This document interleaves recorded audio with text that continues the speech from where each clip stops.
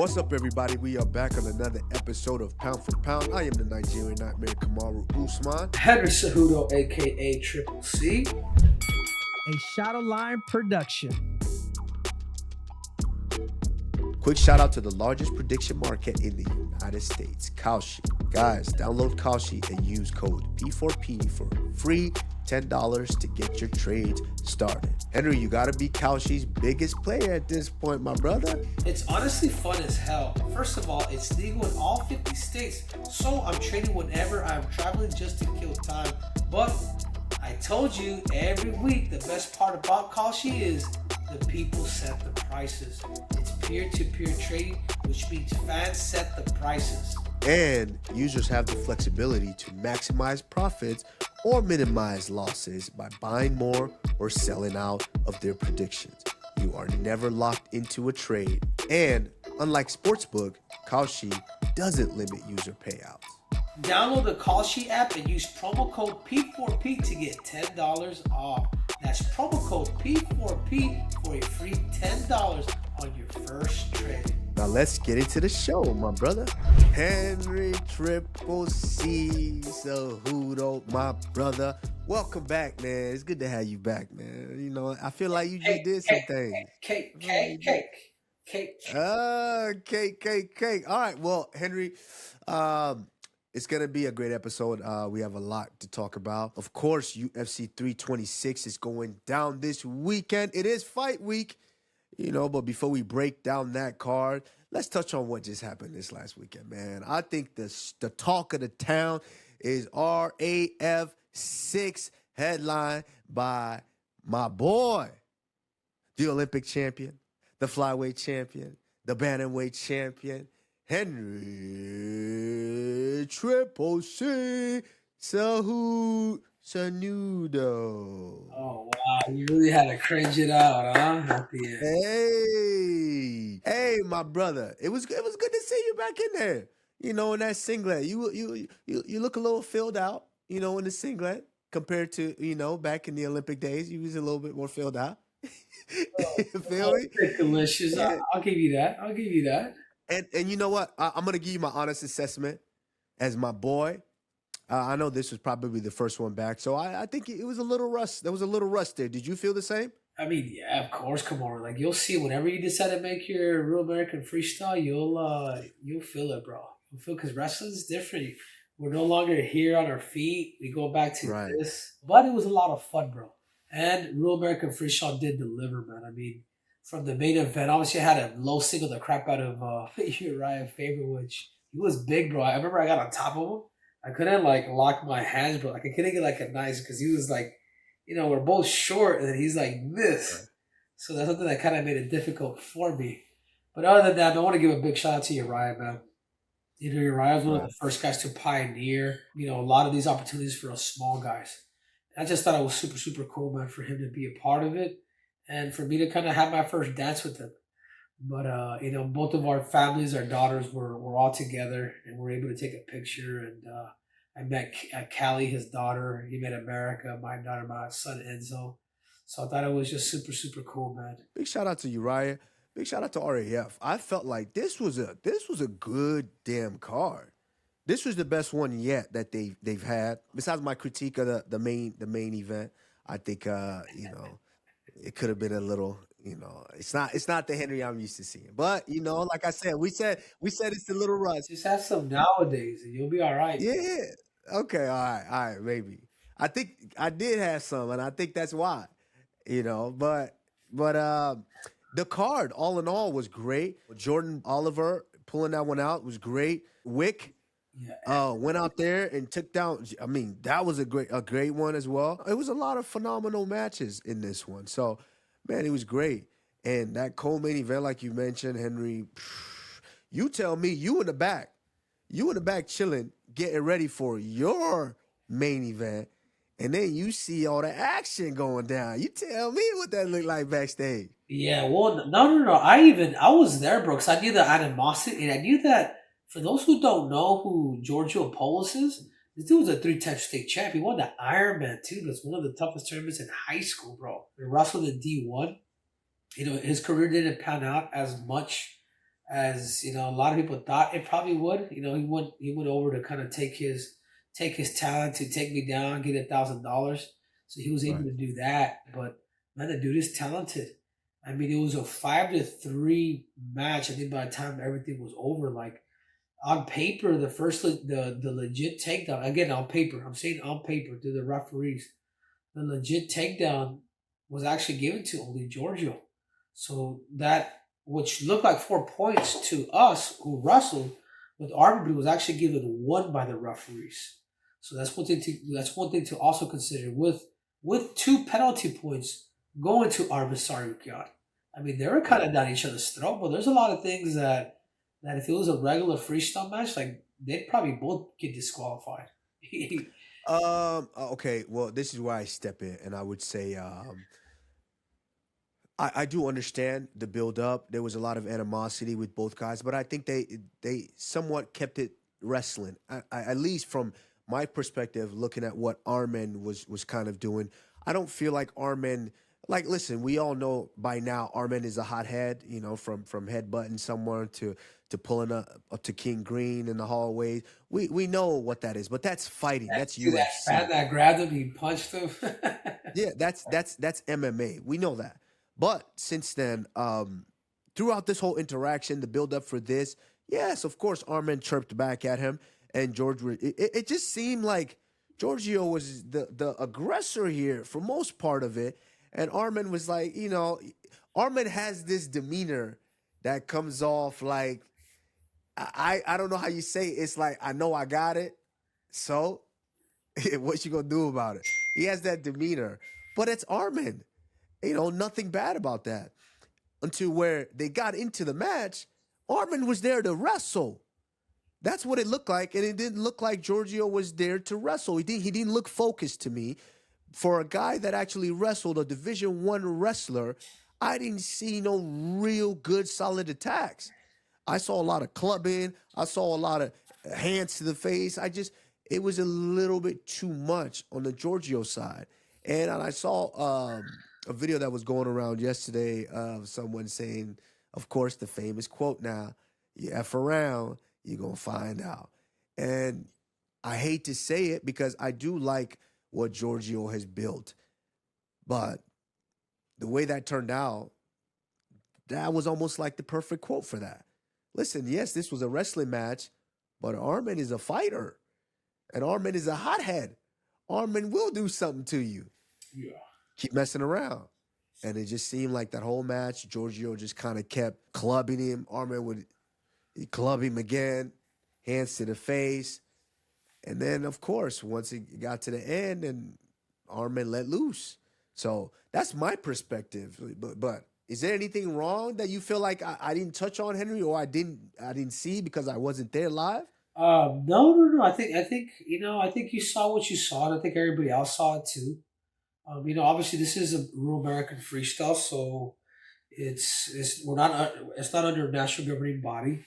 So sometimes rules could be a little modified, I guess, if you want to say. But the time that Giorgio did pop off, you took him down. The time that he did actually commit to a level change in an actual shot, like he got it. So Right. I think now these guys know how good they both are. And then Right. that was a beautiful doubling from Arman Sarukyan too. Because you remember, I'm telling y'all, boy, y'all better stop sleeping on Arman. Arman Sarukyan, that boy out there, hey, he ain't afraid. He stayed in his stance the whole time. He stalked him down, and that's what I'm saying. It looked like Giorgio just couldn't get focused the whole match to actually potentially get his offense going. The one time he did get focused, he was able to get to the attack and get a shot and get a takedown. think about it. This wrestling match, RAF outdid the WWE. RAF outdid the UFC with numbers, bro. I mean, think about it. Like, would you ever imagine the sport getting so damn big, like how it is now? Like, you know what I'm saying? Like, think about how long now that the UFC's been trying to start the BJ Jiu Jitsu, or other companies trying to start a whole thing. Like, phenomenal event. Obviously capped off with the Olympic champion. When you got an Olympic champion at the top of the bill, and then you have a good undercard like this, man, it was great. It was great. I think it was great for the sport. I think it was great for RAF. Yes, of course, you don't necessarily want to see a brawl like that because hey, wrestling, yes, of course, it's a form of combat sports. Within the confines of the rules. There's no punching. And I understand at the end, Armin was provoked to the point where he felt like he needed to do what he had to do. But we want to try to limit those. No, I get it. I And we get it. don't I want. don't know if you saw my conversation that I had with Polis. I was a little sick. I think a lot of people thought I was drunk or tipsy. I mean, I had a couple drinks, but my voice was like gone, bro. With my I had too many of these nowadays, bro. But No, no. nah, I didn't see the conversation, but no, no, because I was telling her, bro, because I was, because I'm the one that convinced Giorgio to wrestle Arman Sarukian. I'm like, Giorgio, you're doing these signs in Venice Beach and whatnot. You get good content, but you imagine if you beat a guy like Arman, how much that could change your career, and particularly with all this clout that he has and all the social media stuff that he's doing. Like Arman's social media is probably number one right now in the sport of mixed martial arts, ahead of everybody, including Nina Drama. Because we might throw her in there too, but she's a big part of why he's been kind of be able to do that. So I had a conversation with him. I was like, hey, bro, forget what happened, forget who did what. I said, you clubbed him too, and it's over, it's done. Your dad, as your 62-year-old dad, did get hit. Your little brother got hit. Your older brother got hit because they were kind of like a bunch of Armenians jumped on the mat, and I'm like, bro, in Eastern Europe, you go to Russia, bro, fuck, like it's like that. And if you're provoking, you're poking the bear. He's lucky how much Jemima wasn't there either. But anyways, I was able to really kind of get to him and be like, hey man, you can't, turn this into something bigger. So then a couple days ago, now the fight got announced that they're gonna be doing their rematch. What is it? Hype? Yeah, hype. and hype, But yeah, it's gonna be submission grappling and hype. it's gonna be submission Yeah, grappling, So it's gonna be what is this? It's a 10-minute match. If you don't submit, it's considered a draw. If this match does go to a draw, this really helps out Giorgio's brand, and I think there's a bigger rematch going into real American freestyle is what they want, and I do believe that if Giorgio's able to pop off, dude, with a lot of his shots not be so emotional, I think the match could be different. Am I wrong? as far as RAF is concerned, I think Giorgio needs to. He now he understands. Oh, I'm wrestling a real wrestler. I gotta get on my shit. He's got to go back to the drawing board. He's got to really put in the camp, and he's got to come back out here because RAF is compensating these guys. So he's got to come back out here with a good camp, good attacks, stay focused, and try to wrestle Arman Sorokyan because Arman does split his time between wrestling and MMA, mixed martial arts. So that's the chance that he has. Now, as it comes to the hype as submission grappling, Arman, that's what I think Arman has a leg up here because Arman, that's what he does. Arman is going to try to submit you. He's going to wrestle as well, but I think Arman's a better submission artist. I mean, at least from the outside. I don't know what Giorgio's submission background is, but I'm going to say if I had to pick someone there, I'm going to lean towards Arman. But as a rematch in RAF, Giorgio now knows he needs to go to the drawing board, actually put in a good camp. This ain't just hold up a sign, hey, take me down, $1,000. No, you got to go to the drawing board because Arman didn't come to play. And especially in that rematch, it's going to be even way more hyped. Way more hyped. Yeah, no, but it's an exciting time, man, to be a wrestler. And I am so proud of what Chad Bronstein and Izzy Martinez and Aaron Bischoff, what they've been able to pull together. And Right. so I hear people calling me out too, Henry. oh, everybody's calling you out. Did David Carr call you out again? Jeez, I don't know. David Carr, Yeah, Kobe Colby Covington. Cub, Yeah, Kobe Covington. you know. Hey, you guys have to watch my press conference. This is what I told them. I says Kamaru first and foremost, because they asked that question to Chad. I was like, hey, I was like, I'm gonna answer this. This is we're co-hosts here. I'm like, Kamaru Usman, he's after the world title first. Once he's done, trying to conquer this world title, like he's in it. Kobe Covington can come and get it. You know what I'm saying? Like he'll wrestle anybody, anytime, anywhere. So that being said, Kush. So you just gonna put me out there like that, huh? You just gonna speak for me? Hey, Kamaru, you got to get back to wrestling too, bro. But you imagine Hey. how big that wrestling match Hey. would be between you and Oh, I know how big it is. I'm telling you right now, the two biggest wrestling RAF matches right now to make, obviously, is DC John and me and Covington. I think right now those kind of are of course there's a lot of great one. You and Marab is a big one as well. There's some great ones. But yes, that would do. I know it would do numbers, but I'm not ruling it out, Henry. So I will agree with you. I'm not ruling it out, but I want this world title first. Let me go ahead and scoop that, and then slide out. And we'll see what happens. So we'll see you soon, boy. okay, You know. all right. Hey, and there's the potential matchup, and the birdies are kind of saying that this Colby Covington versus Hamza Chimaev might happen sooner rather than later. I heard about that too. And if you want my opinion, Henry, if Hamzat Chimaev is well, he's waiting for a title fight. They haven't. Well, he's waiting to defend his title. They haven't given him a date or anything like that yet.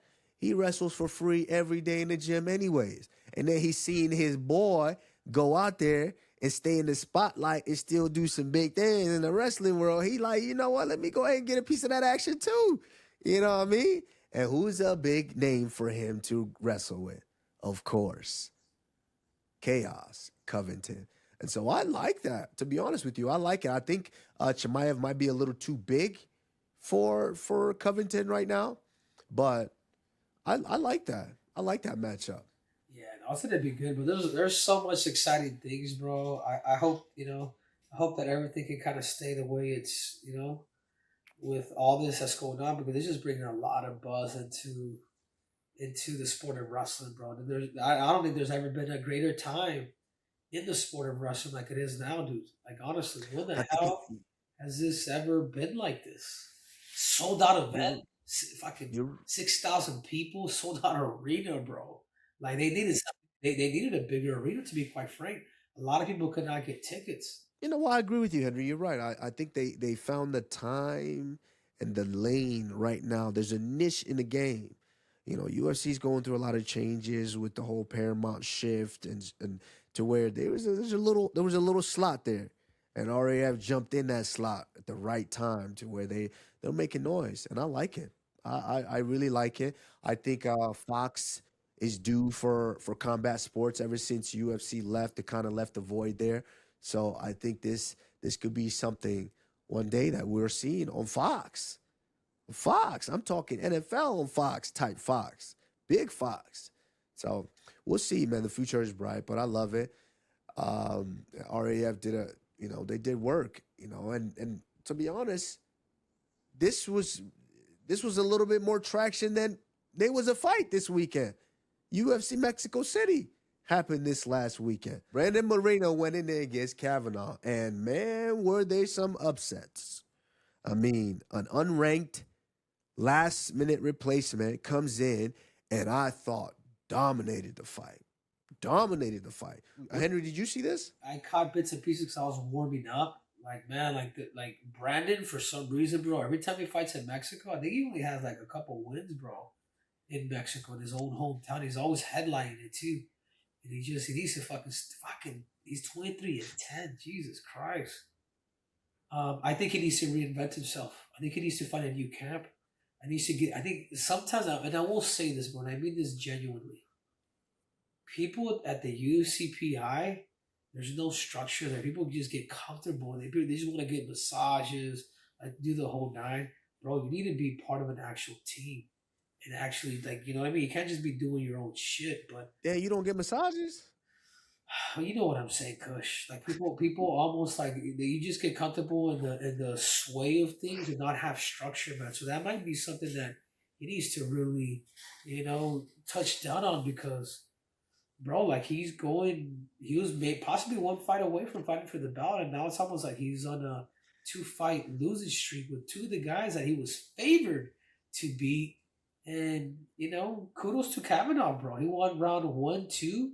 That he was able to kick off in the 5th, like in Mexico City in a replacement fight, and he won $100,000 in cash Money. My man, Henry, was there a moment in that fight to where you didn't feel like Kavanaugh belonged in that fight? Before the fight, yeah, I'm like, bro, I'm like, Before, no, I meant in the fight. As the fight started, was there ever a moment to where you're like, this guy does not belong in here?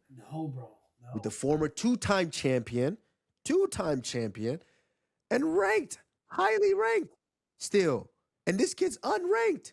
Comes in, there wasn't one moment to where he didn't look like he belonged in there. Honestly, I felt that he dominated the fight. He broke Moreno down, hurt him to where he was the only one close enough to potentially finishing Moreno. I mean, this kid looked fantastic. Yeah, you know who he reminds me of, Kamaru? He reminds me of Darren Till. Same stats, kind of same combinations. Like, you know what I'm saying? You don't think so? No, Darren Till was a southpaw that was a Muay Thai southpaw that would jump in with shots. This kid was a fluid, orthodox kickboxer that would You say take that, you say Darren Till's not fluid? he's fluid for his style, but he's more jump in, jump out. Darren Till was a Muay Thai guy, and then that rounded it out and got really good boxing. But this kid was balanced. His boxing was nice, sharp. I mean, his kickboxing, he ate up Moreno's legs to where Moreno couldn't even stand anymore. So whatever these guys, what was it? I think he's coached by Brad Pickett, the legend, UK legendary fighter. Man, this kid was seasoned, and I think now has thrown himself in the mix. He is now top 5 in that division. I would put him at number 5 in that division. He's one. The flyweight division is so different. He is one fight away from fighting for the title. I wouldn't say that. I wouldn't say that. Five. Let's look at the flyweight. You've got Josh Van.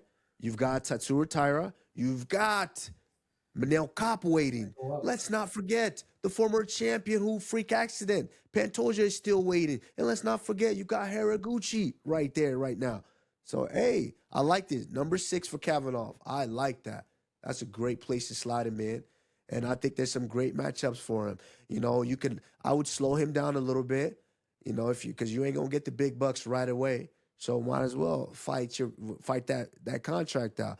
You've got some great matchup. I would even take Steve Ursay, Tim Elliott. I like that. Would be a good matchup for him. A good test because Tim Elliott could wrestle. So Yeah, man, I would take you know what's gonna happen, bro? They're probably gonna book him against either Manel Kopp or everybody, Cop. I think is next for that Kiki title. Haraguchi. So it's either Manel Cobb next for the title, or you know what, Henry? I think here, call me crazy, but I think here, I know it was a freak accident, but I think here, Alexander Pantoja probably needs a fight, needs to fight someone before he fights for that title again. Wow. I don't think I'm not saying it's right. Yo, I'm not that's saying it's right. coming out of your mouth, Kamaru. What? I'm not saying, listen, I'm not saying it's right. I'm not saying it's right, but I'm just saying based on the status of that division right now, because Manel Kopp is hot.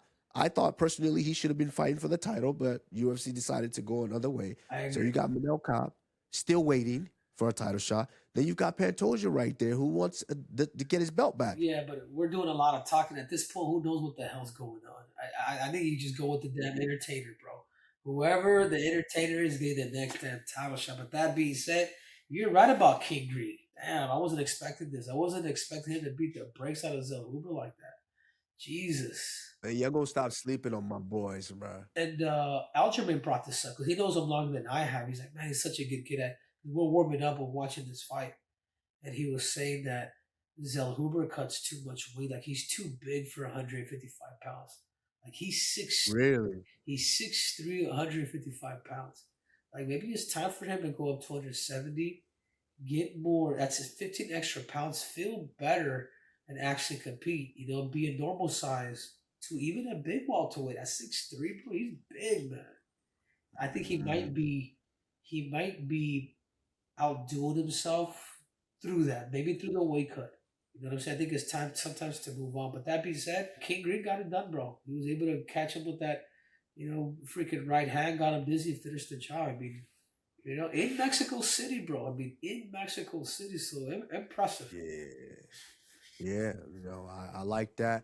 And shout out to Kashi. I'm sure I put some shillings on that. Didn't we put some shillings on this one? I think we did. You You did. know, No, I you think I got made out. you got me on that one. I'll give you that. Yeah, I think we did. I think I made out all right. All right, my brother, Mr. Sanudo, man, you just tech falled your opponent in your first RAF headliner. I gotta be honest, for a second there, I ain't think you gonna make that cut. Before that, you was a little thick, you know. But my brother, how'd you do it? Most of it has been my diet, and that's all thanks to Tempo. For those that don't know about Tempo, these are fresh, dietitian-approved meals delivered in a bulk to your door. Each meal ends up costing like $6 to $8. I didn't realize you loved them so much, man. Yeah, I'm glad. For every $100, I get 15 meals a week. And they update the recipe options with 20 new meals every week. So I never get that bored. Yeah, all right. I got to get back into it. Once, camp picks up and things get back on track, I'm in there. I tell you what, Kamaru, I will say this, bro. Get on that damn protein plan. I mean, up to 30 grams of protein in every damn meal between, we're all calorie conscious. Well, you can throw that out the damn window and you can be leading me for that next fight. Well, now for 60% off your first order of Temple Meals, you want to make sure you check them out on templemeals.com/P4P. That's templemeals.com/P4P. Rules and restrictions may apply. All right, fella, let's talk about something that way more guys deal with than anyone wants to damn admit. Erectile dysfunction. It's not rare. It's just not something that people like to bring up. Yep, over 30 million men in the U.S. alone deal with it. That's why we love HIMS, the online doctor's office where you can access personalized prescription treatment options for ED when prescribed. Just hop online, connect with a licensed medical provider, and get a treatment plan built specifically for you. HIMS offers prescription ED treatments like Hard Meds, Sex RX Plus, Climax Control, and affordable generics that can cost 95% less than the big brand names that did the exact same thing. And everything gets delivered straight to your door. Less stress, more sex, more peace of mind. That's the goal. To get simple online access to personalized and affordable care for ED, hair loss, weight loss, and more, visit hims.com/P4P. That's hims.com/P4P for your free online visit. hims.com/P4P. Featured products include compounded drug products, which the FDA does not approve or verify for safety, effectiveness, or quality. Prescription required. See website for details, restrictions, and important safety information. Actual price will depend on product and subscription plan. All right, let's get back to it. Real quick, let's touch up on David Martinez, man, before we get off this card. He was able to get the win over a old schooler in Chito Vera.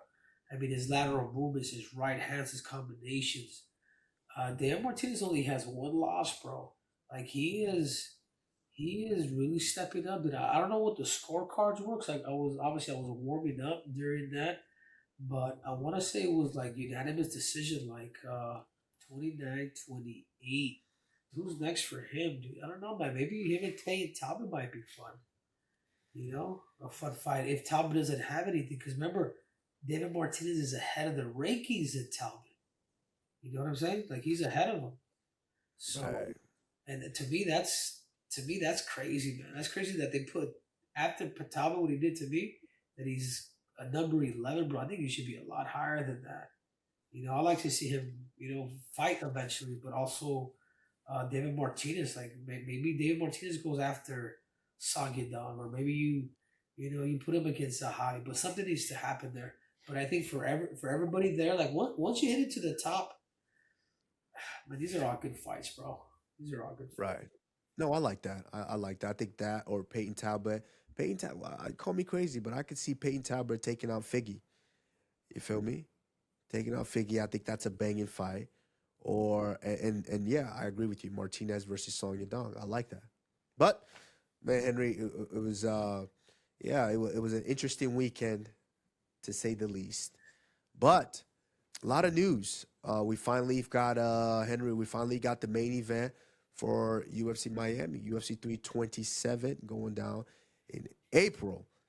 Live from Miami, Henry, it's Yuri Prochazka taking on Carlos Ulberg as the main event. And of course, the co-main event, your flyweight champion Joshua Van taking on Tatsuro Taira. It's a good one. And that prelim is fire. It's a lot of banging fights on that prelim. Fire. You know, Paulo Costa returns. You got Aaron Pico versus Patricio Pitbull. You got Gamrot taking on Esteban Ribovic. Of course, we know that's banging. Cub Swanson returns against the always entertaining Nate Landwehr. Of course, Kevin Holland taking on Rude Boy Randy Brown. And then we've got Kelvin Gastelum versus Vicente Luque. Tatiana Suarez taking on Lupe Godinez. Man, this card from top to bottom, there's a lot of good fights. And they always bring it because Miami has become a hot market for them right now. So the UFC and TKO always brings it. And, you know, I like this. I like that one. But, Henry, it is UFC 326 this weekend. The BMF title on the line. Henry, man, you let me know how you feeling right now. Does it feel like fight week? Does it feel like fight week? Does it? Or are you still coming down from RAF? Man, I think, yeah, you know what? It's crazy that you say that, Kamaru, but it doesn't feel like that because RAF was buzzing so hard, bro, that it's kind of like, oh, there's UFC fights this weekend. You know, like straight up, like honestly, dude, like that's how I told you before, man, it outdid numbers in the WWE and the UFC. So let you know, dude, that wrestling's here to stay, dude. But that being said, man, the countdown. I watched the countdown a couple of days ago with him and Charles Oliveira. They both have gotten better, man. The first outing, obviously, there was a dislocation, I believe, with the shoulder for Charles the Bronx. But I mean, Max Holloway has gotten better. He went out to become champion. Charles Oliveira has too. He was able to avenge that loss to Poirier as well. I mean, this is stylistically, it's a matchup of guys that are still that have gotten better. In particular, I think if there's one person that I feel like has gotten better more than the other, I'd say Charles Oliveira. But that still doesn't mean that Max cannot beat him. I still give the edge to Max Holloway in this fight because, you know, because he's so basic. He's a 1-2 guy. And I think that's one of the problems that I have with Oliveira in the past is just he doesn't have the ability to adjust. And hearing some of his interviews saying, hey, if he points down, like, let's go, like, I live for that. But you don't want to do things like tactically. I just don't know if Charles Oliveira is as tactical as a guy like Max Holloway. Why do I bring it up? You remember when Ilia Topuria went up at the beginning of the round and went like this? Like, you know, like welcome you. Hey, don't remind us. Don't remind us. Do you remember when he did that? What did Max Holloway say? He's like, no, I'm not ready for that yet. What does that tell you, bro? That tells you that he's able to put his ego aside and there's a time and place for that. And particularly when he's actually winning. So the keys to victory for Charles Oliveira for the victory is to get in the clinch, you hit him with knees, elbows, and then look for the takedown. All right, my brother at Triple C. Let's look at what the people are saying on call sheet for this Holloway versus Oliveira. Sheesh. Yeah. 65% of the folks think Holloway finna do his thing. I think they got it right. I agree with them. I really do, man. I think. But 65% though? Sure. Why? Is because there's something that Holloway has. He has grit. He's a little better tactically. So I could see that. Oliveira could be pretty emotional, as you said. He's lost to Islam because he wasn't thinking straight, and he doesn't really adjust to game plans, bro. So I feel like the fans and the people and the stock owners have it correct with Max Holloway at 65%. And if I could throw some shillings on that, you know what? Give me about 10,000 of that. How about that? I'm going in big. You 10,000?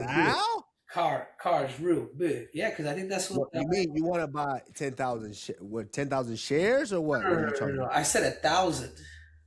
Oh, 1,000. Oh, yeah. Bro, you gotta learn the difference between a stack and 10 stacks, bro. You need to learn this big time. What did I say, bro? What did I say? Bro, I don't even want to repeat what you That said. lingo, bro. That's not. Anyways, man. All right, so you said 1,000. So 1,000 will get you 1,500 hundo back. But I do like this. I just think based on the way that these guys compete, I like Holloway because I think he's more he's more tactful. Is that the word? Yeah, I'm tongue twister. Tactful? Is that a word? Tactical.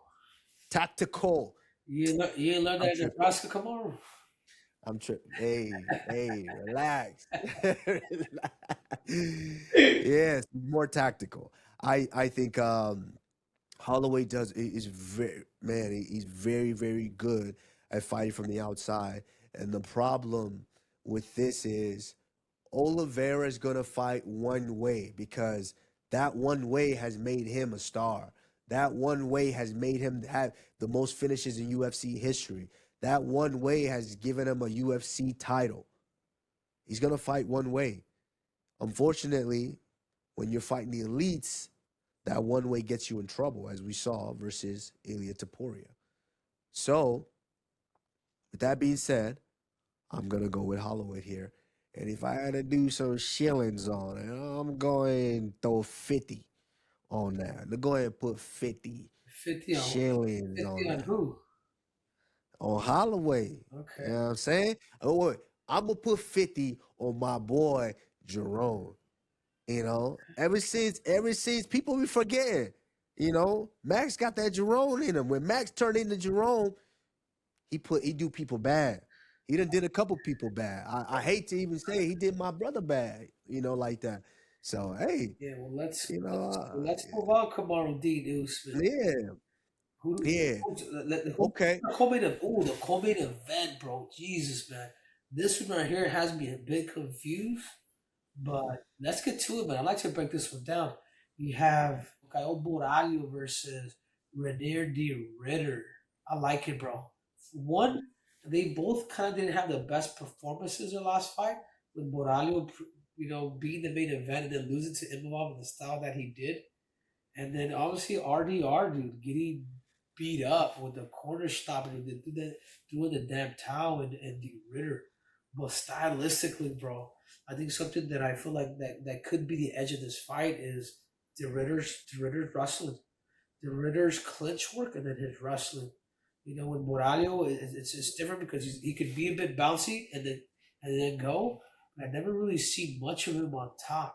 And I feel like with RDR, dude, he has a little more tools in his bag, even though he's not as good in the stand-up game as Borralho. But we've seen it in the past. You've counted this dude out in the beginning, even though he had a shitty performance his last fight. Man, I'm kind of favoring RDR in this fight. Mm. You know, my brother, let's before I even hit you, let's see what Kashi's saying. Let's see what the people are saying right there on Kashi. On Kashi, the people are going with, hey, they believe Borralho at 69% gets this done. Yeah. And you know what? I think that's a good stock. That's a good stock to own right there. I'm gonna go 150 on RDR. Oof. 150 Okay. RDR. Why you be so concerned with your numbers, Kush? I ain't rich like you. You just got an RAF. You just got an RAF bout and made some money, like you just said. Chink, chink, chink, chink. Yeah, you just made some of that. I'm over here waiting for a title shot. Well, You know, I'm waiting for a fight at this moment. I'm waiting for a fight. I'm gonna go 500 on RDR, and I like what I feel a little, because I know them both, but I just think like stylistically, bro. I wouldn't be surprised if Borralho was actually to beat him, but if I'm putting my money somewhere, because of the numbers that Kalshi has, I'll go with RDR on this one. I like it. Okay. And 500 gets me 1,600 Kamaru D. Usman. So this is the only reason you ahead of me because you throwing up big numbers. If we actually broke down percentage wise based on the picks and stocks, hey, I think I have you. But listen, this is a really really good fight. Both guys are kind of in the same spot right now. They were at one point really a fight away from potentially sliding into title picture and talks. and unfortunately, both coming off of their last loss, and both kind of lost kind of similarly. Of course, RDR was a little more intriguing because we didn't know whether that loss was due to the activity, the frequent activity, or if it was due to the fact that my man was cutting a ton of weight, from what I heard. We didn't know what that looked like. It just looked like he was overly exhausted, something that we've never really seen before. With Borralho, it just in that last one, it was just a full breakdown. It looked like Nasruddin Imavov had him figured out. Nasruddin pressured him, couldn't really let him get those level changes off to try to get in a good shot and a good attack, to where it just looked like Borralho was broken down and couldn't commit to anything. And Nasruddin just pushed the pace and just kind of stalked him, walked him down the whole fight. But for this fight, Kyle Borralho is going to need to actually commit to an attack. He's going to actually commit to that, getting the fight down to the ground, or being able to really work on that striking and be able to land something great. I do think Borralho is a little bit faster on their feet with his hands, but RDR, we know how dangerous this man is with his kickboxing. Very dangerous with kickboxing and his knees. All right, my brother Triple C, man, as someone who's kind of seen both of these guys, we watched their last fight. We know they're kind of in a similar spot. My man, please give me 2 keys to victory if Caio Borralho was to get this done. Yeah, for Kyle Borralho, it's gonna be movement. It's gonna be, can you move laterally, and then really having patience and picking your shots. You know what I'm saying? Like his last fight, he got backed up, which made it a little bit different for him. But as soon as he starts getting that hop, he starts letting go with his lateral movements, particularly because RDR is pretty much like a pressure fighter or a press fighter, I guess you want to call it. 'Cause it's not like he's pressing like Colby or somebody like that, or Marab. There's a certain way that he kind of plays the game. So I think if he's able to use those, number one is that to be movements, and then number two is pick your shots, man. I hurt this guy, take his legs out, and fight in the outside. And then for Kyle Borralho, he's going to have to. And then I'm sorry for RDR is going to be vice versa. Could he find that clinch to find those knees to eventually, look to get him on the ground, use some of that pressure control to actually beat him. If he's able to do that, drag the fight out a little bit more with the grappling, because Borralho's a little too accustomed to fighting on the feet, I think the victory could be his. Yeah, my brother, I think you were on the right track right there with RDR. I do think for one, first key is he's got to defend the takedown, because Caio Borralho is a jiu-jitsu black belt that is very seasoned and is really good at controlling position. So I think you're gonna need to stay upright for this one, because if he is able to stay upright, RDR has, we all know the famous knee right now. He has a way of being able to find that knee within his combination to be able to hurt a guy or put a guy down. So, man, I think he's going to have to throw combinations so he can get into that clinch position right there, to where he can land a beautiful knee to potentially put this fight out of reach for Caio Borralho. But, man, I agree with you. It's a very intriguing one. I like it. I really do like it. Yeah, I'm more excited about this matchup than the actual BMF, because we just don't know. These guys, Really? these two guys that are still in the title contingency, and that's exciting. Okay, well, if that's the case, why don't you let's do the keys to victory for the BMF. Let's do that. Give me 2. If Charles Oliveira is able to get this done, can you give me 2 keys to victory of how that happened? Yeah, it's gonna be number one.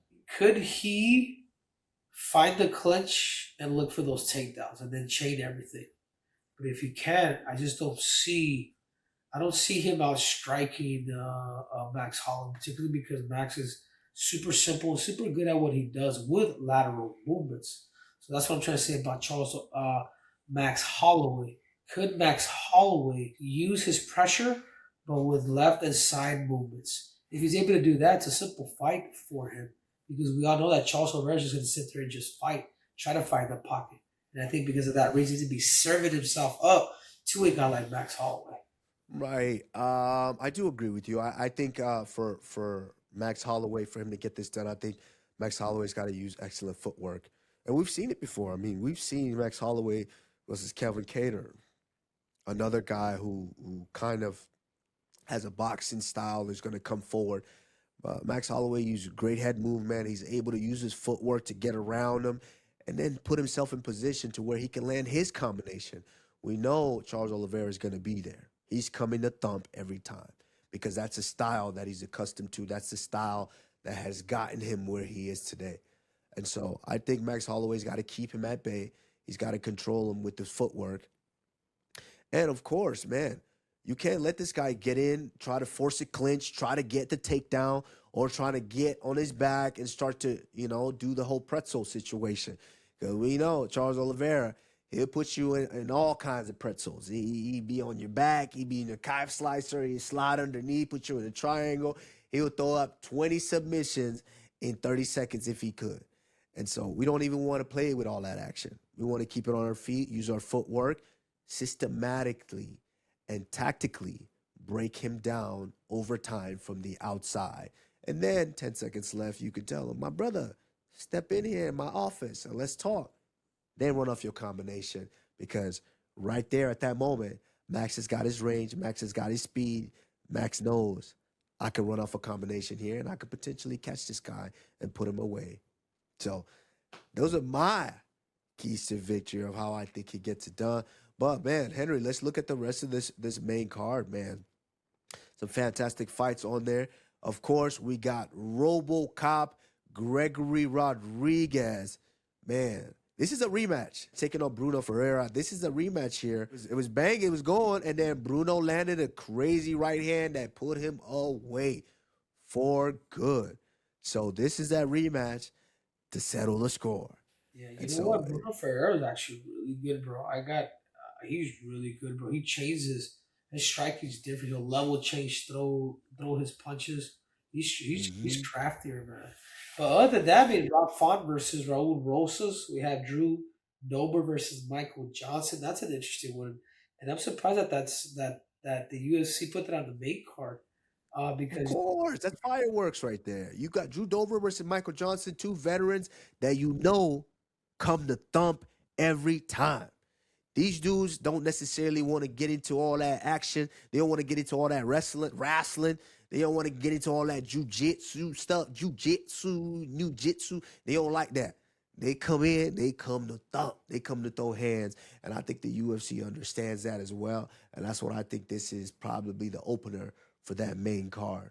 But I agree with you, Henry, that Rob Font is very intriguing. Everybody knows I love Rob Font. I love watching him fight. But I think he's changed camps or something because, it just seems like he's a step different since, I don't know whether, since he changed. I don't know if he's still at the, what they call themselves, the Kevin Cater and them, the cartel or whatever. I don't know if he's still out there. Oh, he's at TriStar now, TriStar. So, yeah, he changed gyms, and I think he's still getting used to the flow of it. But, hey, if he's at TriStar, Faraz Zahabi does a really good job of preparing these guys. So I want to see him prepared because it's one thing we know Raul Rosas is going to do is shoot takedowns, definitely try to get you down. So, Rob Font, hopefully you worked on that takedown since the Corey Sandhagen fight. Hopefully you worked on that takedown defense. But I'm excited about that, man. I mean, this main card, I think it's a pretty good one. I think compared to the last numbered event that we had, I think this is a step up. This ain't no brother. Ew, this ain't that. Brother. Hey, Henry, talk about the prelims. Is there any fights on that prelim that you're looking forward to? No, but I will say this about the card. There's 3 damn Codys in this damn. Hey, Cody Durden, it's a Cody day. Brundage, and Cody Garbrandt. I mean, out of all the cards so far of this year, that I feel that's probably the most stacked, I'd probably say is UFC, 326, man. Like this feels again like a real pay-per-view card, even though we've been 2 months into this new era with Paramount. And I hope the UFC can continue to keep putting up cards like this because even though people don't pay for pay-per-views, when you're able to put a spectacle card like this, like man, the people just appreciate it with names that are known and fighters who they love. So I hope it continues, man. Yeah, I agree with you, my brother. Well, that's UFC 326 going down this weekend. Max Holloway taking on Charles Oliveira. And I agree with you, Henry. Man, this is it's a good one. It's a card of the Codys. Cody Brundage.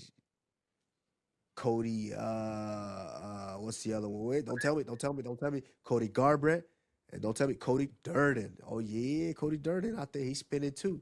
So it's a great one. It's a good one. I will be watching it for sure. And listen, hold on. Before we go, before we even slide out of there, Cody Brundage taking on Johnson. Hey, look at that. Look at the card sheet on there, my brother. Henry, if you're looking at the card sheet on here, what you looking at? What you thinking here? Damn, God, Lee, you put 100 on Brundage, and you make fuck. He's a 1 in 5 underdog. If you put to go based on odds, you make 555. Yeah. So you sliding some cheese on that? Hell yeah! You know what? Give me 100. Give me 100 stat. No, well, Cody Oh Brundage, my but God. no. I like the money, bro, but I don't know, bro. No, I ain't putting shit on that one. I seen Cody What? Brundage. No, not even $1, bro. I ain't trying to lose nothing. Zero. I got kids, yo. Listen, you care about them kids like that. All right. Well, why don't you make a trade though? Let's see by Saturday if you still want to hold on to it or you want to slide out. So, like you said, go ahead and put a stack on it. That's what you said, right? No. You know what? I'm gonna put who's on the $20 bill? Who's that? I believe that's Jackson. Yeah, but you know what? Yeah, if it's Jackson, bro, Jackson could make me a damn Benjamin.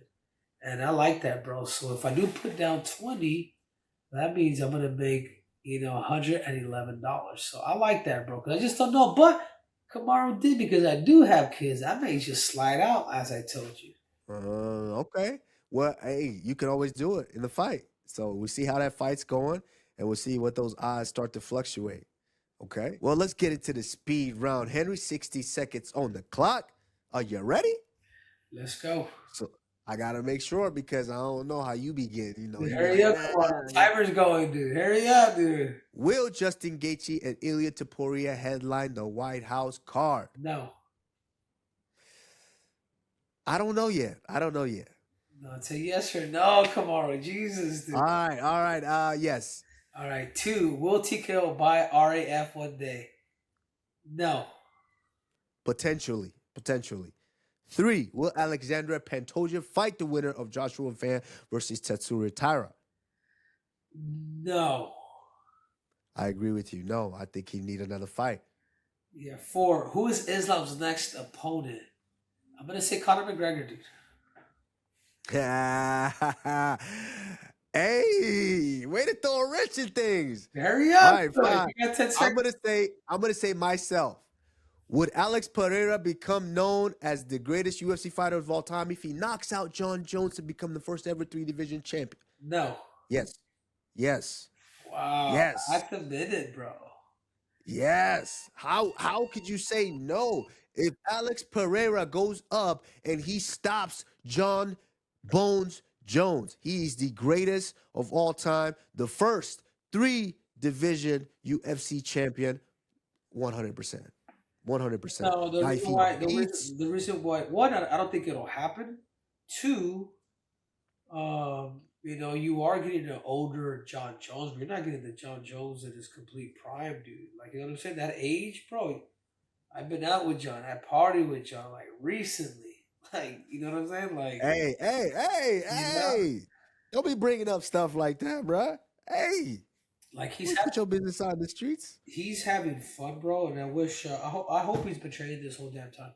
Because I do care about him, bro. And I do want to make sure that he's good. Why would he be training if he's not fighting again? So that's a big thing. I think it's questionable. People don't know if he's fighting again, Henry. No. He at the White House. He said it before publicly. If he wants to do his thing, man, like he really has to hold in on this, man. Like, cause remember, bro, we're in March, April, May, middle of June is what we have. We have 3.5 months. If you haven't been in there and doing your thing, bro, you're gonna feel it, man.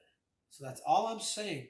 But like I said before, I feel like Alex Pereira hasn't never went through the middleweight division and never went through the whole lightweight division, and then now he's being granted that shot. Why did the fucking UFC give me a shot when I was knocking all these dudes out senseless? No, but check this out. No, 'cause I want to be real. Olympic I agree with you. Go ahead. division, Talk your shit. UFC fan, the Olympic gold medalist, 2 division UFC champ, defended both my damn titles, and they couldn't give me Alexander Volkanovski, who's fucking 5'6". You know what I'm saying? Like, come on, that's ridiculous, dude. But whatever, bro. But you know what I'm saying? Like, it does kind of piss me off because, bro, nobody in combat sports history has done the shit that I've done. Hate me or love me, forget what I say, forget what I look, forget my weight. Look at my stats. Look at my Talk your shit, Triple C. Talk your shit. Hey.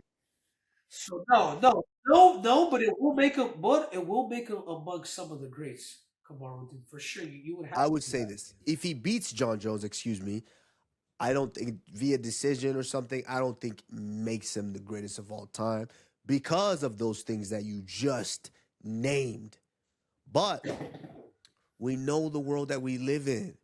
People just love to see the champion. People just love to see the hero on his back. The brothers fall. So I think if he does go out there and he puts John Jones away, I think, yes, he propels himself. Listen, Alex Pereira already is big, for sure.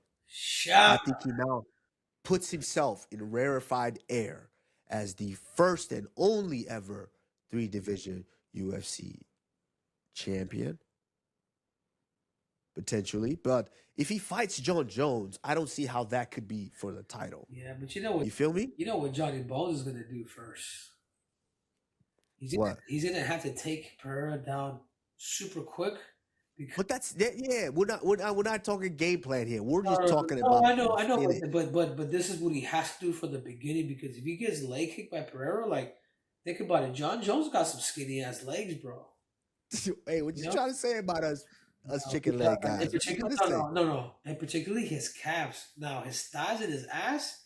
Dude, talk about cake. Pause, my brother. Jeez. The dude is thick in those areas, and this is the same reason why he's able to produce a lot of power. Trust me, dude. Me and his strength coach. I don't want to trust you about that, bro. I was talking, Matt from Ohio, Matt Weeder, who is his strength coach, bro, who was my strength coach for some time.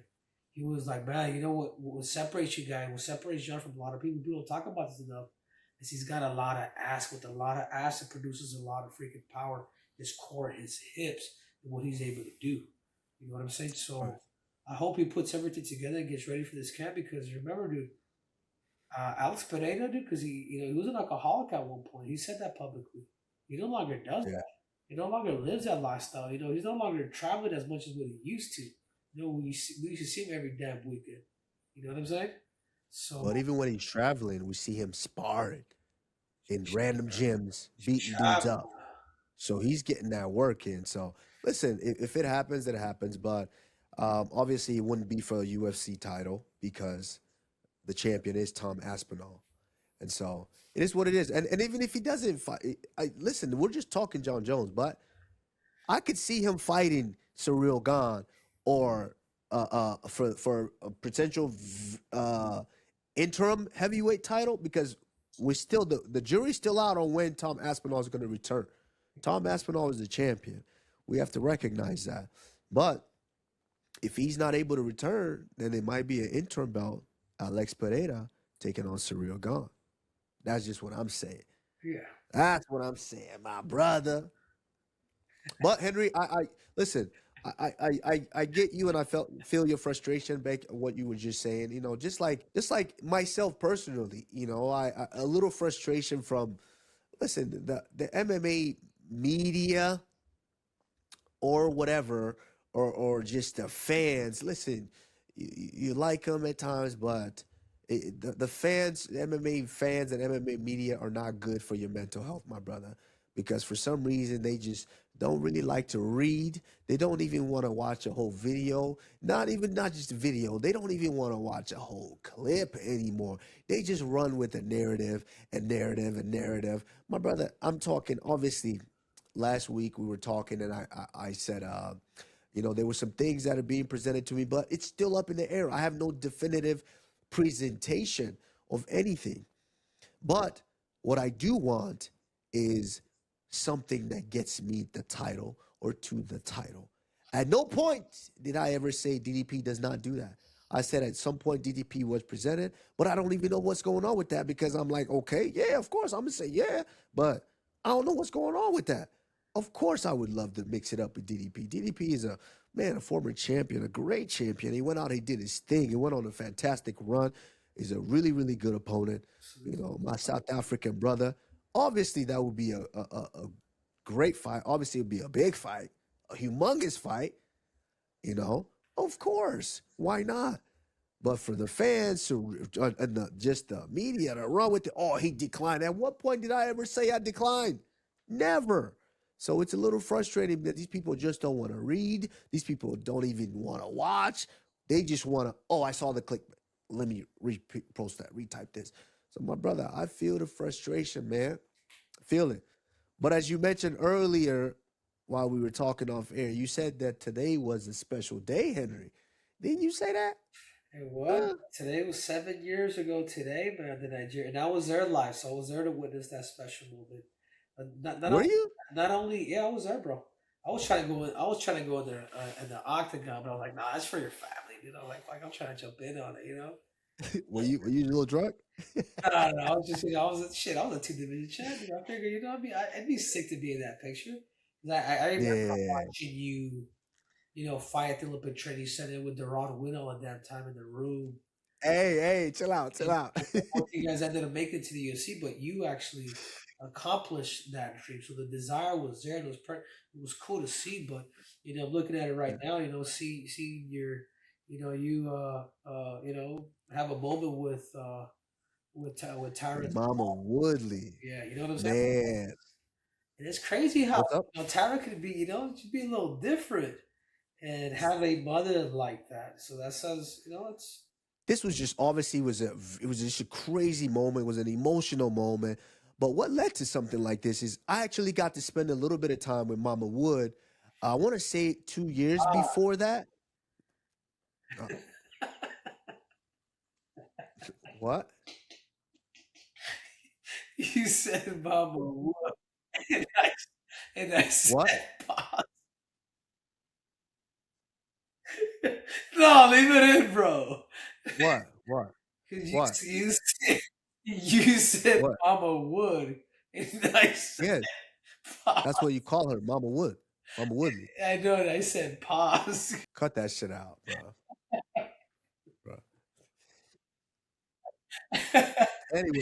Anyways, but yeah, the big thing with that moment is I believe almost 2 years before that, when I got a chance to fight in St. Louis, I got a chance to spend some time with Mama Woodley, and I mean we spent hours. It was myself, Mama Woodley, Tate, Brad, Cutman Tate was there as well. And we got to sit with Mama Woodley and just talk with Mama Woodley, man. And I grew this ultimate, of course I have the respect for every mom anyways, but I just grew the ultimate respect for Mama Woodley, man. And getting to spend time and get to know her and what she's into. And we actually watched kind of similar shows. And it meant a lot to me being there. And then obviously me having to go in and fight her son and then take the belt away from her son, it just hit me.